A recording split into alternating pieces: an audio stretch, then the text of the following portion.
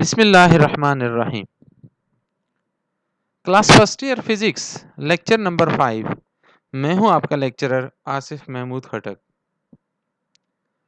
बच्चों, आज का जो टॉपिक है डायमेंशन एनालिसिस, ये बहुत ज़्यादा इम्पोर्टेंट टॉपिक है। ये ना सिर्फ एग्जामिनेशन पॉइंट ऑफ व्यू से, बल्कि बाद में जब आप यूनिवर्सिटीज़ का एंट्री टेस्ट दोगे तो उसके लिए भी ये बहुत ज़्यादा इम्पोर्टेंट टॉपिक है आपका। इसको समझना बहुत ज़रूरी है क्योंकि ये ऐसा टॉपिक है जो एग्ज़ाम में अच्छी खासी वर्थ रखता है। तो बहुत सारे क्वेश्चन एग्ज़ाम के यहाँ से बनते हैं। तो देखते हैं डायमेंशन किसको कहते हैं। Dimension of a physical quantity is the power of to which the fundamental quantities are raised to represent the physical nature of that quantity is called dimension. कोई भी वैल्यू है, कोई भी चीज़ है, जब आप उसकी फिजिकल पावर को या फिजिकली आप किसी चीज़ को रिप्रेजेंट करना चाहते हो, किसी चीज़ के फिजिकल नेचर को आप रिप्रेजेंट करना चाहते हो, तो आप क्या करते हो, डायमेंशन की फॉर्म में बात करते हो। फॉर एग्जांपल आपके पास एक क्यूब है, एक क्यूब शेप है आपके पास और आप उसकी डायमेंशन बताना चाहते हो, तो आप क्या कहते हो, उसकी लेंथ इतनी है, उसकी विड्थ इतनी है, इसकी हाइट इतनी है। तो आप इसको डिफाइन कर लेते हो और ये आपने जो लेंथ, विड्थ और हाइट बता दी है, बेसिकली आपने उसकी डायमेंशन बता दी है। आपने उसका फिजिकल नेचर डिस्क्राइब किया है कि वो चीज़ फिजिकली कैसे लग रही है, दिखने में कैसे लग रही है। तो आप किसी भी चीज़ के दिखाव को, जो आपको ज़ाहिरी तौर पे वो नज़र आ रही हैं, आप उसको एक्सप्लेन करते हो। उसको लेंथ की फॉर्म में एक्सप्लेन कर दो, आप उसका मास एक्सप्लेन कर दो, आप उसकी और कोई डायमेंशन, वॉल्यूम एक्सप्लेन कर दो।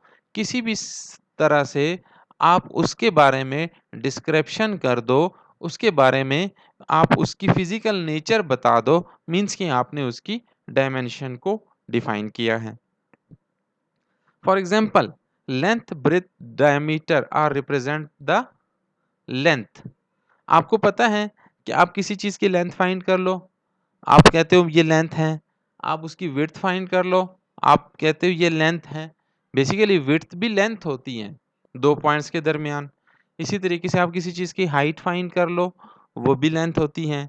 आप किसी चीज़ का डायमीटर फाइंड कर लो, वो भी लेंथ होता है। आप उसका रेडियस फाइंड कर लो, वो भी लेंथ होता है। तो all have the same dimension of length and written as. आप किसी चीज़ की ये तमाम चीज़ें डिफाइन कर दो और हर एक चीज़ को अलग-अलग आप डिफाइन कर दो, तो मीन्स कि आपने उसकी लेंथ बता दी है। तो फिजिकल क्वांटिटीज़ या डायमेंशन एनालिसिस में आप किसी भी चीज़ के diameter, length, width, radius find करोगे, तो बेसिकली आपने लेंथ फाइंड की है। तो उसमें जो डायमेंशन यूज़ होगी वो लेंथ की यूज़ होगी और लेंथ की डायमेंशन को आप हमेशा एल से लिखोगे और एल को ब्रैकेट में लिखोगे। इसी तरीके से बाकी जो डायमेंशन है, मैस है, अगर आप मैस को लिखोगे तो उसी तरीके से ब्रैकेट्स के अंदर आप कैपिटल एम लिख दोगे। कैपिटल एम जो है उसकी डायमेंशन को शो करेगा। ये जो चीज़ें हैं, ये चीज़ें हमें बता रही हैं कि हमने किसी चीज़ को एक्सप्लेन करना है। जिस तरह लेंथ, मैस है, हमने किसी चीज़ को एक्सप्लेन करना है और उसको in term of physical quantities लिखना है, in term of base quantity लिखना है, तो हम उसको उसकी लेंथ की जगह पे लेंथ की डायमेंशन लिखेंगे, उसके मैस की जगह पे उसके मैस की डायमेंशन लिखेंगे। और अगर उसके टाइम की जगह पे, अगर वहाँ पे टाइम यूज़ होता है, तो वहाँ पे टाइम की डायमेंशन यूज़ करेंगे, जो कि कैपिटल टी है। आपके बुक में ये 3 डायमेंशंस यूज़ की गई हैं, लेंथ, मास और टाइम। इसके अलावा जितनी भी बेस क्वांटिटीज़ हैं, उनके अगेंस्ट उनकी डायमेंशन मौजूद हैं, उनकी डायमेंशन को डिफाइन किया जाता है। डायमेंशन ऑफ फिजिकल क्वांटिटीज़, कुछ फिजिकल क्वांटिटीज़ है जिसकी मैं डायमेंशन बताऊंगा कि आप उसकी डायमेंशन को कैसे शो करोगे, उसके डायमेंशन को आप कैसे लिखोगे। जैसे कि डायमेंशन ऑफ स्पीड है। स्पीड एक फिजिकल क्वांटिटी है और स्पीड को हम डिफाइन करते हैं rate of change of displacement. Displacement को आप टाइम के लिहाज से चेंज करते हो, तो आप कहते हो ये स्पीड है या वेलोसिटी है। स्पीड चूँकि आप डिफ़ाइन करते हो कि स्केलर क्वांटिटी है, तो आप डिस्टेंस के लिहाज़ से इसको डिफ़ाइन कर लेते हो।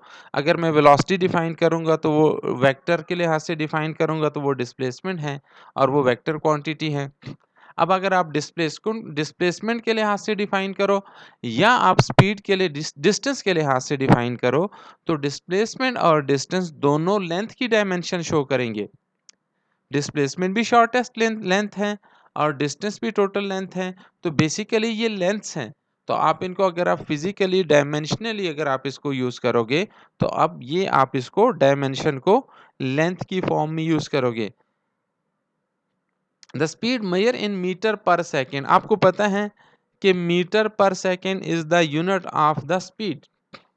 Distance cover in unit time is called speed. तो इसका जो नेचर है, इसमें दो नेचर यूज हो रही हैं, एक मीटर यूज हो रहा है और एक सेकंड यूज हो रहा है। अब आपको पता है कि मीटर लेंथ का यूनिट है, लेंथ को मेजर करने का यूनिट है। तो इसका मतलब है कि मीटर की जगह पे आप लेंथ की डायमेंशन रिप्लेस कर दोगे और सेकंड की जगह पे आप टाइम की डायमेंशन को रिप्लेस कर दोगे। तो इसको हम लिखेंगे, सबसे पहले इसका हम फार्मूला लिखेंगे। हमें पता है कि speed is equal to S divided by T. S जो है डिस्टेंस है covered by the body and T is the time in which the body cover that distance. अगर इसको हम फर्दर लिखेंगे और इसकी डायमेंशन की फॉर्म में लिखेंगे तो हमें पता है एस चूंकि लेंथ है तो एस जो है डायमेंशन ऑफ लेंथ होगी और टी जो है टाइम है, टी जो होगा डायमेंशन ऑफ टाइम होगा। तो इसको मैं फर्दर लिखूंगा v is equal to dimension of length. ऊपर चूंकि s है, s की डायमेंशन लेंथ है, तो मैं उसको ब्रैकेट में कैपिटल L लिख दूंगा और divided by dimension of t है, टाइम की डायमेंशन है, तो उसको डिवाइडेड बाय कैपिटल T लिख दूंगा। तो इसको मैं इस फॉर्म में भी लिख सकता हूँ या फिर डायरेक्ट इस फॉर्म में लिख सकता हूँ। t को नीचे से ऊपर ले आए तो t की पावर -1 हो जाएगा। तो इसकी डायमेंशन को मैं लिख सकता हूँ LT-1 और इसको मैं ब्रैकेट में लिख लूंगा। तो स्पीड एक फिजिकल क्वांटिटी थी और जब मैंने उसको डायमेंशन की फॉर्म में लिखा तो स्पीड जो है दो डायमेंशंस में मेरे पास आया, एक तो लेंथ की डायमेंशन में और एक टाइम की डायमेंशन में। इसी तरीके से जितनी भी फिजिकल क्वांटिटीज हैं डिराइव क्वांटिटीज हैं, वो सारी की सारी इन टर्म ऑफ डायमेंशन अगर हम उसको लिखेंगे तो वो लेंथ, मैस, टाइम या अदर डायमेंशन जो डिफाइन की गई हैं उसमें वो आएंगी। तो बेसिकली डायमेंशन एनालिसिस मुझे ये बताता है कि स्पीड में कितनी बेस क्वांटिटीज इन्वॉल्व हैं। इसी तरीके से अगर हम एक और एग्जांपल देखें, डायमेंशन ऑफ एक्सेलरेशन, और एक्सेलरेशन को हम डिफाइन करते हैं rate of change of velocity. Velocity में तब्दीली की शरह को एक्सेलरेशन कहते हैं। मीन्स के वेलोसिटी टाइम के लिहाज से जितनी चेंज हो रही है, मीन्स के वो एक्सेलरेशन प्रोड्यूस हो रहे हैं। Acceleration is equal to velocity divided by time. तो हमें पता है कि एक्सेलरेशन का जो फार्मूला है a is equal to v divided by t. Basically इसको delta v by delta t लिखते हैं, क्योंकि delta v change in velocity है, वो भी डायमेंशन ऑफ वेलोसिटी ही आएगा। तो इसको हम सिंपल वी लिख लें और डेल्टा टी टाइम की डायमेंशन है तो इसको हम सिंपल टी लिख लें, तो ये आपकी डायमेंशन आ जाएगी। तो इसको फर्दर मैं लिख सकता हूं, मुझे पता है S I unit of acceleration is equal to metre per second square. ये आपने पढ़ा हुआ है।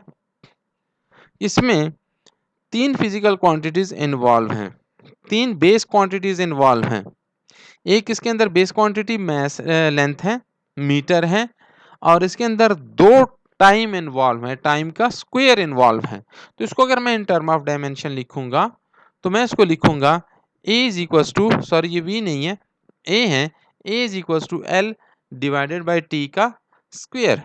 ये जो लेंथ है, ये लेंथ रिप्रेजेंट कर रहा है एम को, और ये एम मैस नहीं है, ये एम मीटर है, और ये टी स्क्वायर रिप्रेजेंट कर रहा है सेकंड स्क्वायर को। तो ये सेकंड स्क्वायर को रिप्रेजेंट कर रहा है, मींस के एक्सेलरेशन ये v नहीं है, ये a है। a is equal to L divided by T का स्क्वायर। अगर टी के स्क्वायर को हम ऊपर लिखेंगे तो ये -2 हो जाएगा। तो एक्सेलरेशन की डायमेंशन हो जाएगी एल टी -2 ब्रैकेट में। तो हम जब भी एक्सेलरेशन की डायमेंशन को यूज करेंगे तो इसको हम लिखेंगे एल टी -2। तो ये एक्सेलरेशन की डायमेंशन हो जाएगी। अगर इसको हम फर्दर चेक करें, डायमेंशन ऑफ फोर्स, आपने न्यूटन सेकंड लॉ में पढ़ा हुआ है और उसका फार्मूला आपने डिराइव्ड किया हुआ है। F is equal to M A. F is force, M is mass and A is acceleration. ये फोर्स का आपने बेसिक फार्मूला पढ़ा हुआ है। F is equal to M A is the basic formula of mass. आप जब भी dimension को डिफाइन करोगे, जब भी आप किसी चीज की डायमेंशन फाइंड करोगे, तो मींस के जब भी आप किसी चीज की डायमेंशन फाइंड करोगे, सबसे पहले आप उसका फॉर्मूला लिखोगे। सबसे पहले आप फॉर्मूला लिखने के बाद उसकी आप यूनिट्स लिखोगे कि उसके एसआई यूनिट क्या है। हमें पता है कि फोर्स का एसआई यूनिट है न्यूटन और मास का newton is equal to M A. M belongs to mass which is equal to KG और ए को आपने पढ़ा हुआ एक्सेलरेशन है और acceleration is equal to metre per second square. It means कि फोर्स का यूनिट है kilogram metre per second square. तो आपने सबसे पहले इसका फॉर्मूला लिखा। अगर आपको कहा जाए कि मास की डायमेंशन, फोर्स की डायमेंशन फाइंड करो, तो सबसे पहले आप इसका फॉर्मूला लिखोगे। Force is equal to M A, फिर आप उसका यूनिट लिखोगे और फोर्स का यूनिट है न्यूटन। और न्यूटन आप अगर इसको मजीद इसको एलाबोरेट करो तो newton is equal to kilogram metre per second square. तो नेक्स्ट स्टेप में इसकी आप डायमेंशन लिखोगे। आपको पता है, आपने पिछले लेक्चर में, पिछली स्लाइड में आपने दिखाया, शो किया कि एक्सेलरेशन का डायमेंशन है एल टी -2 और एक्सेलरेशन के साथ मास गिवन है, किलोग्राम गिवन है और उसकी डायमेंशन है m। तो फोर्स की टोटल डायमेंशन है m एल टी -2। ये m बिलोंग करता है किलोग्राम को और एल टी -2 बिलोंग करता है एक्सेलरेशन को। तो नेक्स्ट जब भी आप कभी फोर्स को डिफाइन करोगे तो मींस के आप उसकी डायमेंशन को अगर आप डिफाइन करोगे और उसकी डायमेंशन को आप लिखना चाहोगे तो उसकी डायमेंशन होगी M L T -2 is the dimension of force. एक और एग्जांपल देख लेते हैं, डायमेंशन ऑफ वर्क। स्टूडेंट्स उसी स्टेप्स को आप याद रखो, उन्हीं स्टेप्स को याद रखो कि जब भी आप किसी चीज की डायमेंशन को फाइंड करोगे तो सबसे पहले आप उसका फॉर्मूला लिखोगे। अगर मुझे वर्क की डायमेंशन फाइंड करनी है तो मुझे पता है कि वर्क का फार्मूला क्या है, work is equal to force into displacement. जब भी आप किसी चीज के ऊपर फोर्स लगाओ और फोर्स लगाने के बाद वो ऑब्जेक्ट एक खास फासले तक डिस्प्लेस हो, फोर्स की डायरेक्शन में वो ऑब्जेक्ट डिस्प्लेस हो, तो आप इसको कहते हो आपने वर्क किया है। तो आप उसका मैथमेटिकली आप उसको लिखते हो, उसका formula W is equal to F into D. F dot D is the formula for finding the work done. अब फर्स्ट स्टेप में आपने इसका फॉर्मूला लिखना है। सेकंड स्टेप में आपने इसका सिस्टम इंटरनेशनल का यूनिट लिखना है, एसआई यूनिट लिखना है।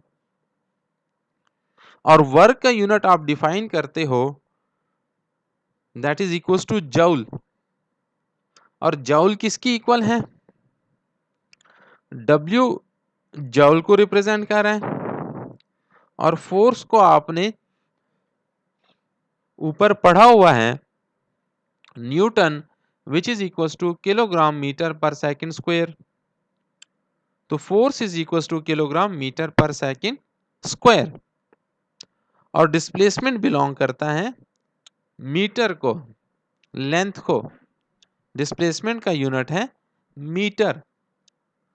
इट मीन्स के joule is equal to kilogram metre per second square into metre, या आप इसको यूं भी डिफाइन कर सकते हो, kilogram metre square per second square. जब आप इसको सिंपल यूनिट्स में ले आते हो, बेस क्वांटिटीज के यूनिट्स में ले आते हो, तो फिर आप उसको डायमेंशन की फॉर्म में लिखते हो। और work is equal to kilogram belong करता है मैस को एम, यहां पे metre multiplied by metre, metre का स्क्वायर, तो M L square T square denominator में है, इसको जो नॉमिनेटर में लेके आएंगे तो ये t माइनस 2 हो जाएगा। तो work done is equal to M L square t minus 2। This is the dimension of work done. तो इसी तरीके से आप बेतहाशा फिजिकल क्वांटिटीज की डायमेंशन फाइंड कर सकते हैं। आपकी पिछली क्लासेस में जितनी भी बुक्स थी, आप उन तमाम बुक्स की जितनी भी आपके पास क्वांटिटीज आई हैं, चाहे वो फोर्स है, चाहे वो वर्क है, चाहे वो काइनेटिक एनर्जी है, चाहे वो पोटेंशियल एनर्जी है, या कुछ और हैं, तो जितनी भी आपकी फिजिकल क्वांटिटीज हैं, आप इस तरीके से उनकी डायमेंशन को फाइंड कर सकते हो। तो डायमेंशन को फाइंड करने के लिए आपको ये 3 स्टेप आपके जहन में होने चाहिए। सबसे पहले आपको उस फिजिकल क्वांटिटी का फार्मूला पता होना चाहिए। उसके बाद आप उसका सिस्टम इंटरनेशनल यूनिट आपको पता होना चाहिए क्या है। आप उस फिजिकल क्वांटिटीज के जो फार्मूला हैं, उसमें जितनी भी क्वांटिटीज हैं, आप उसकी फिजिकल एसआई यूनिट्स पुट करके सिंप्लीफाइड फॉर्म में जो बचती हैं, जो चीज़ कैंसल आउट होती है उसको कैंसिल करते हो, जो चीज़ मल्टीप्लाई हो रही थी उसको मल्टीप्लाई करते हो, आप उसको सिंपल फॉर्म में लिखते हो, और थर्ड स्टेप में आप उसकी डायमेंशन को पुट कर देते हो। तो इस तरीके से आपके पास डायमेंशन आ जाती हैं।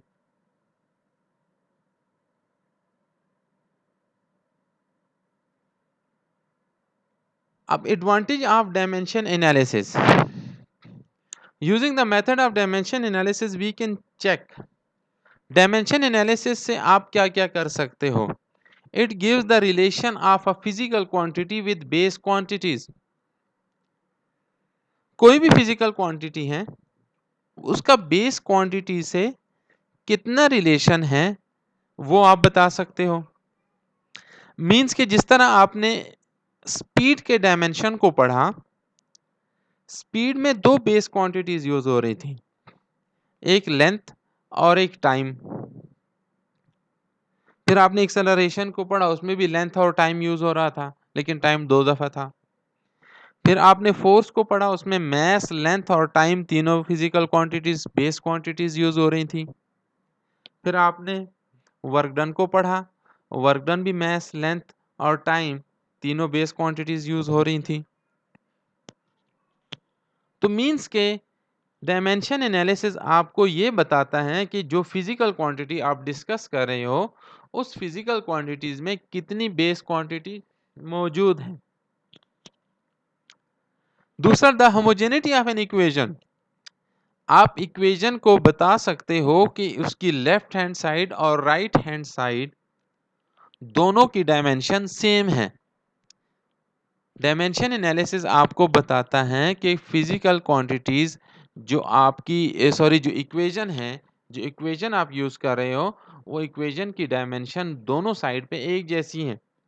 ये हम कुछ एग्जांपल करेंगे तो इसको आपको ज्यादा क्लियर हो जाएगा।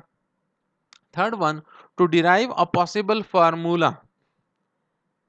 डायमेंशन एनालिसिस को यूज करके आप किसी भी चीज का एक फार्मूला डिराइव कर सकते हो, एक पॉसिबल फार्मूला आप डिराइव कर सकते हो कि उसका पॉसिबल फार्मूला क्या बनेगा। डायमेंशन एनालिसिस की कुछ लिमिटेशन है, कुछ चीजें हैं जो डायमेंशन एनालिसिस डिस्कस नहीं करती। Dimension analysis does not able to give the following information. Dimension analysis कभी आपको कांस्टेंट ऑफ प्रोपोर्शनैलिटी के बारे में नहीं बताती। जैसे कि आप कूलम लॉ में पढ़ते हो F इज इक्वल टू के Q1 Q2 divided by are square, और इसमें K जो है ये कांस्टेंट ऑफ प्रोपोर्शनैलिटी है। अब K की वैल्यू एक्सपेरिमेंटली डिफाइन की जाती है, एक्सपेरिमेंटली डिराइव की जाती हैं।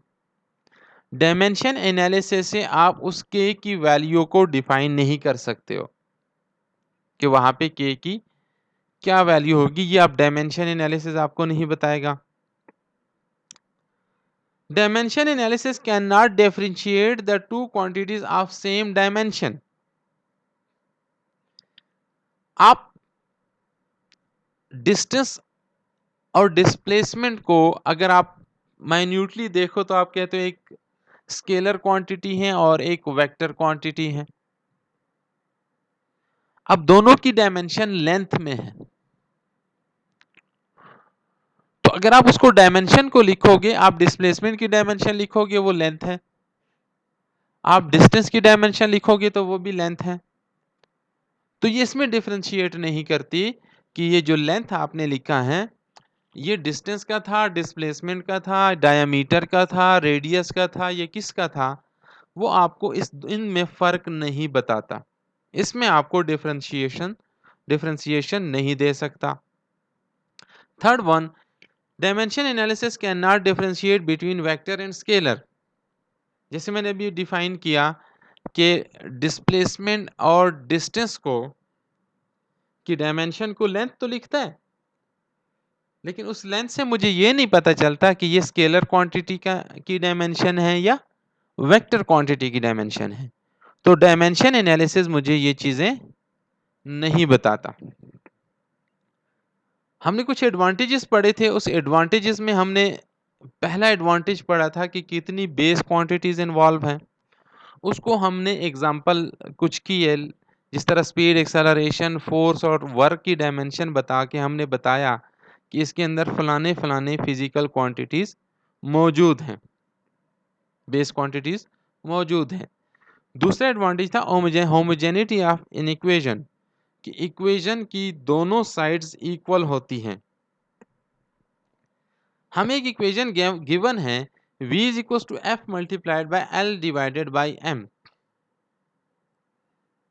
where v is the speed of the transverse waves on a stretched string of tension f, f is the force and l is the length and m is the mass।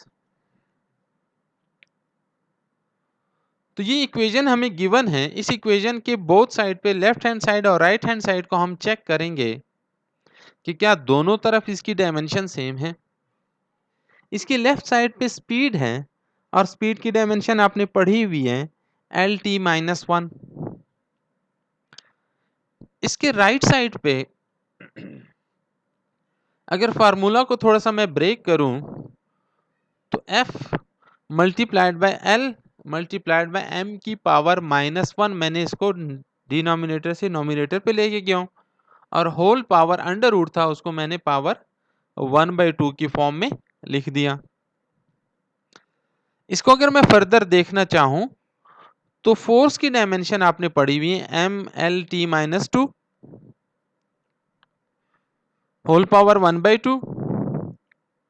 Length है, length की dimension आपने पढ़ा हुआ है capital L, इसका भी under root था, इसकी पावर 1/2 लिखा।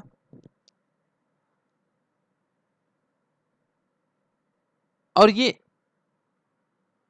m है, मैस की डायमेंशन है m की power minus one whole power 1/2 under root वाला। अगर इन वैल्यूज को हम सॉल्व करें, यहां पे मेरे पास m की पावर प्लस 1/2 गिवन है और यहां पे m की पावर माइनस 1/2 गिवन है।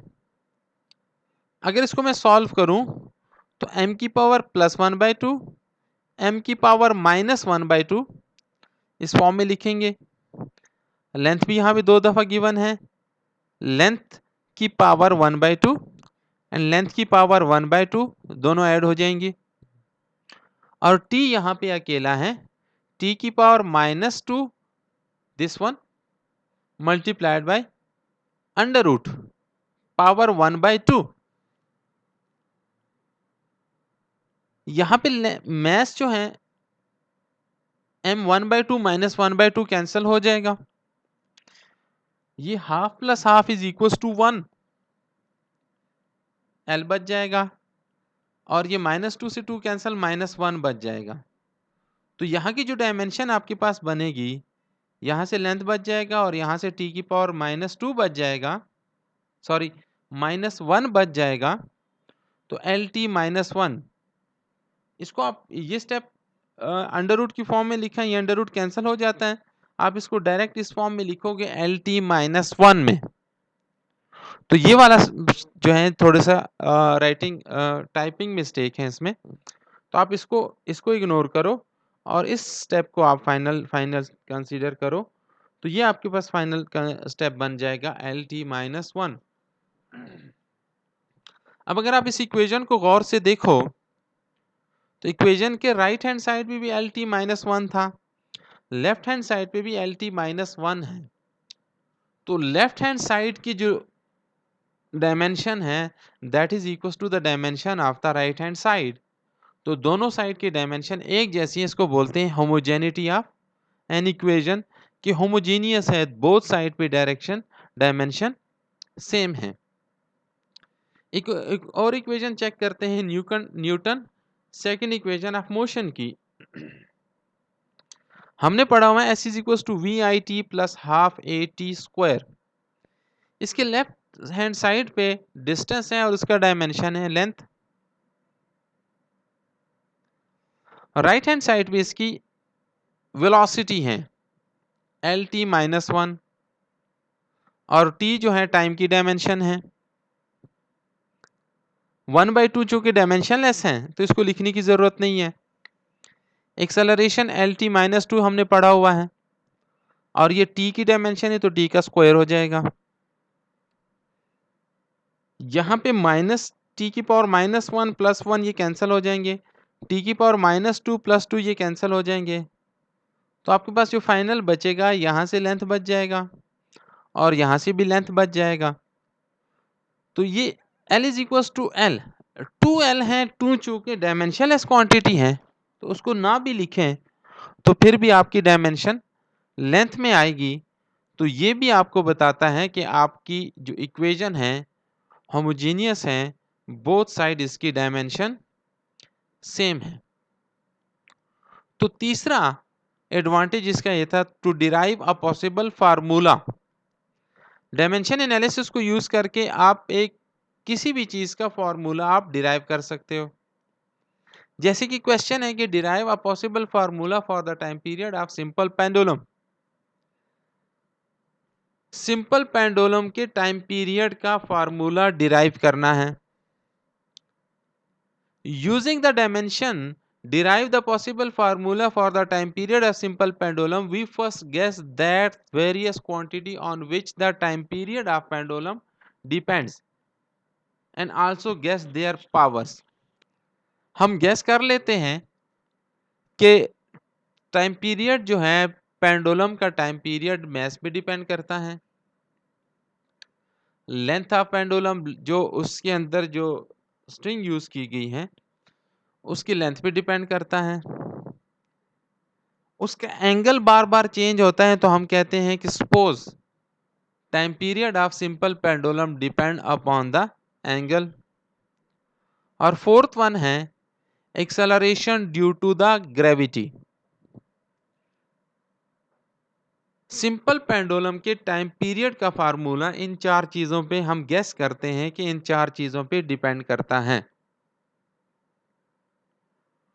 तो चेक करते हैं कि क्या जब हम फार्मूला डिराइव करेंगे तो क्या इन चीजों पे डिपेंड करेगा या नहीं करेगा। हम डिफाइन करते हैं T is proportional to mass की पावर A पे। हम कहते हैं मैस की कुछ पावर पे डिपेंड करता है, कितनी पावर पे। जब हम डायमेंशन फाइंड करेंगे तो हमें पता चल जाएगा कि ये 2 थी या 3 है, 4 है, 10 है, कितनी पावर पे डिपेंड करता है। लेंथ की पावर को हम b ले लेते हैं, थीटा की पावर c ले लेते हैं और g ग्रेविटेशनल एक्सेलरेशन को हम d ले लेते हैं। इसको हम जरा लिख लेते हैं, प्रोपोर्शनलिटी को हम कांस्टेंट में रिप्लेस कर लेते हैं और m की पावर a, l की पावर b, थीटा की पावर c एंड g की पावर d, इसको इक्वेशन नंबर 1 का नाम दिया। हम इसकी डायमेंशन को शो करते हैं। इसके लेफ्ट साइड पे t है तो उस t की डायमेंशन यूज होगा। राइट साइड पे m है, m का डायमेंशन उसका a है। लेंथ है और लेंथ की डायमेंशन l है और इसकी पावर है b। थीटा की डायमेंशन हम लिखते हैं s is equal to r theta से। Theta is equal to s divided by r। s की डायमेंशन भी लेंथ है और नीचे r की डायमेंशन भी लेंथ है, तो l इंटू एल की पावर -1 की पावर c लिखते हैं। g ग्रेविटेशनल एक्सेलरेशन है और उसकी डायमेंशन है LT-2 और इसकी पावर है d। तो इसको मैं फर्दर लिखूं तो m की पावर a आ जाएगा, लेंथ की पावर b और यहाँ ग्रेविटेशनल एक्सेलरेशन में भी लेंथ यूज हो रहा था तो d, तो लेंथ की पावर b प्लस d हो जाएगा। ये जो पावर c है ये कैंसल हो जाएगा, 1 - 1 इज इक्वल टू 0, तो c की पावर ऑटोमेटिकली 0 आ जाएगी, c की वैल्यू। t की जो पावर है t की पावर -2d आ जाएगा। Equating the power mlt on both side, दोनों साइड पे अगर हम पावर को इक्वेट करें, m की पावर, l की पावर और t की पावर को, m की पावर राइट हैंड साइड पे a है, लेफ्ट हैंड साइड पे कुछ नहीं है, तो a is equal to 0। Length की पावर राइट हैंड साइड पे b प्लस d है, लेफ्ट साइड पे कुछ नहीं है, तो b plus D is equal to 0। t की पावर राइट हैंड साइड पे -2d है, लेफ्ट हैंड साइड पे 1 है, तो -2d इज इक्वल टू 1। यहां से आप d की वैल्यू निकाल सकते हो, d इज इक्वल टू -1/2 और यहां से a की पावर 0 है और d की पावर -1/2 है। d की पावर -1/2 जब आप ये b प्लस डी वाले में पुट करोगे तो ये -1/2 इक्वल से उस तरफ जाके +1/2 हो जाएगा। तो यहां पे मेरे पास a, b, c की पावर 0 है और d की पावर आ गई है। जब इनको मैं इक्वेशन नंबर 1 में पुट करता हूं तो t is equal to constant m की पावर 0, लेंथ की पावर 1/2, थीटा की पावर 0 और g की पावर -1/2 आ जाती है। इसका मतलब है कि time period of simple pendulum mass पे डिपेंड नहीं कर रहा था और थीटा एंगल पे भी डिपेंड नहीं कर रहा था, ये सिर्फ लेंथ और ग्रेविटेशनल एक्सेलरेशन पे डिपेंड कर रहा था। अगर इसको मैं फर्दर लिखूं तो लेंथ की पावर 1/2, जी की पावर -1/2 को जब मैं नीचे लिखूंगा तो ये +1/2, तो ये अंडर रूट की फॉर्म में आ जाएगा 1/2। तो t is equal to constant l divided by g. अगर आपको सिंपल पेंडुलम के टाइम पीरियड का फार्मूला याद हो तो t is equal to 2πl/g। 2π इसमें कांस्टेंट था। अब चूंकि हमने पढ़ा हुआ है कि डायमेंशन एनालिसिस कांस्टेंट की कोई इंफॉर्मेशन नहीं देता, तो इसलिए यहां पे डायमेंशन से हम नहीं बता सकते कि इसका कांस्टेंट क्या होगा। तो ये था आपका लेक्चर, उम्मीद है आपको समझ आ गया होगा। तो आपको कुछ मैं असाइनमेंट दे रहा हूं जिसकी डायमेंशन आप खुद घर में फाइंड करो और आप उसको देखो कि इसकी डायमेंशन क्या है। इसमें kinetic energy, potential energy, torque, pressure और भी बहुत सारी क्वांटिटीज हैं, आप अपनी बुक से ले सकते हो और उसकी डायमेंशन आप फाइंड कर सकते हो।